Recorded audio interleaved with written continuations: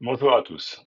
Alors, pour un projet, j'ai eu besoin d'acheter cette machine. Donc, il s'agit d'une ponceuse oscillante, ici de la marque Vevor. Donc, j'ai pris ce modèle-là principalement pour des questions de coût, puisqu'elle est quasiment en moitié prix que les machines de la concurrence. Et avant de l'acheter, j'ai moi-même cherché des retours sur YouTube ou sur Internet d'expérience sur cette machine, et j'avoue que j'en ai pas trouvé des masses.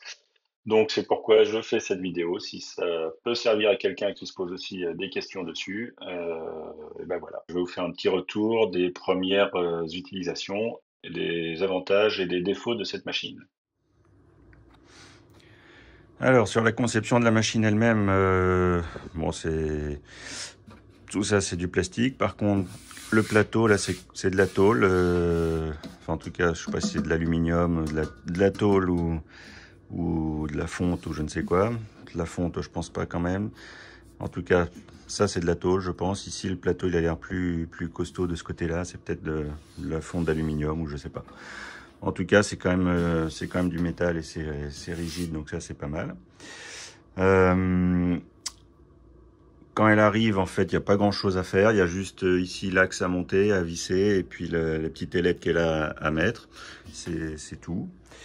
Et puis, sinon, pas grand-chose. On va regarder maintenant si le plateau est plat et si l'axe est perpendiculaire au plateau. Voilà, on va faire deux, trois tests là-dessus. Alors, sur le plateau, de ce côté-là, de ce côté-là, là, on est bon. Par contre, de ce côté-là, on voit qu'ici, il y a un petit problème. Il faudrait que le plateau il remonte ici un petit peu pour être à fleur de l'autre côté. Donc, je vais essayer de régler ça avec des cales d'épaisseur. On va voir ce qui peut aller.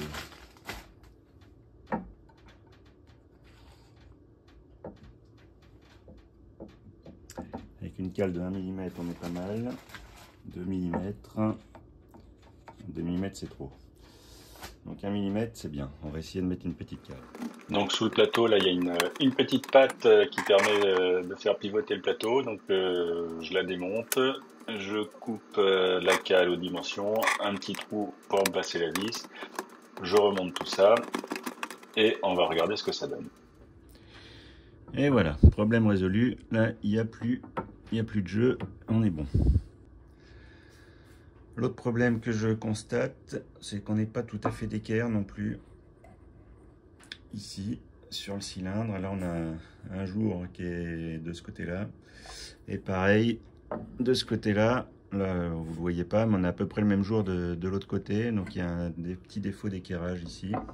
Alors c'est un peu curieux parce que de derrière, là, je ne sais pas si on le voit.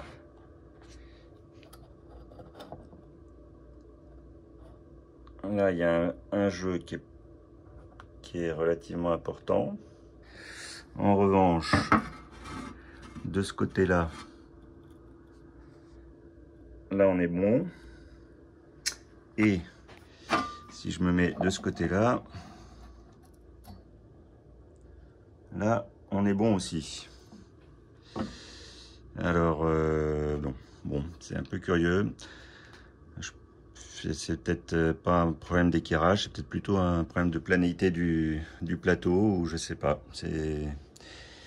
C'est bizarre, mais bon, comme on est bon de ce côté-là, ce qui est finalement le côté où je vais le travailler, principalement, je pense que je vais laisser comme ça. Donc la machine est livrée aussi avec, enfin est prévue avec une sortie d'aspiration là sur le côté qui est compatible avec les standards. Là, ça doit être du 30, je sais plus, 35 mm, un truc comme ça.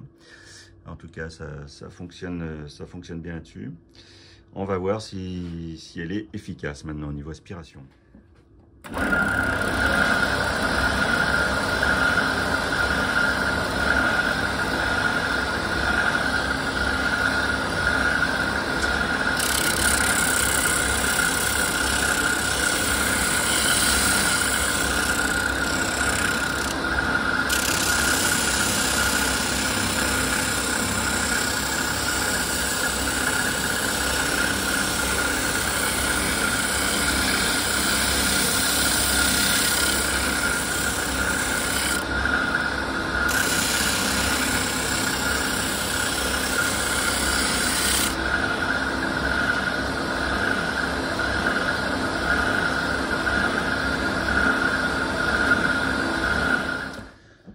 l'aspiration marche plutôt pas mal quand même. On voit que là, il y a un petit peu de copeaux qui s'en va, mais c'est des gros copeaux. Par contre, au niveau de la poussière de ponçage, il n'y a pas de nuages, il n'y a pas de... comme ça paraît relativement efficace quand même. Je sens pas la poussière, comme je l'avais sur une... J'ai une ponceuse à bande là que je montais en stationnaire des fois. Quand je ponçais avec ça, j'avais un nuage de poussière monstrueux qui y avait autour. Là, on n'a pas ce problème-là, donc c'est déjà pas mal. Alors, un problème que je constate par contre, c'est quand j'utilise la bande et non pas les rouleaux, il y a quand même pas mal de vibrations sur la machine. Là, la caméra, par exemple, je l'avais posée sur pied, donc tous les soubresauts que vous voyez de l'image, c'est pas que je tiens la caméra à la main, c'est que la caméra vibre à cause des vibrations de la machine. Donc, il y en a pas mal. C'est pas handicapant à l'utilisation de la machine. Par contre, bon, sans les vibrations, mais ça n'empêche pas de l'utiliser correctement. C'est juste que bon, ça fait un peu de bruit et puis si elle est posée sur une table, il y a un peu tout qui vibre à côté. Voilà, bah écoutez, pas grand-chose d'autre à dire de plus sur cette machine, si ce n'est que pour le prix quand même, qui est quasiment moitié prix par rapport aux autres qu'on peut trouver sur le marché. Je ne sais pas ce que valent les autres, je les ai pas testés, mais en tout cas,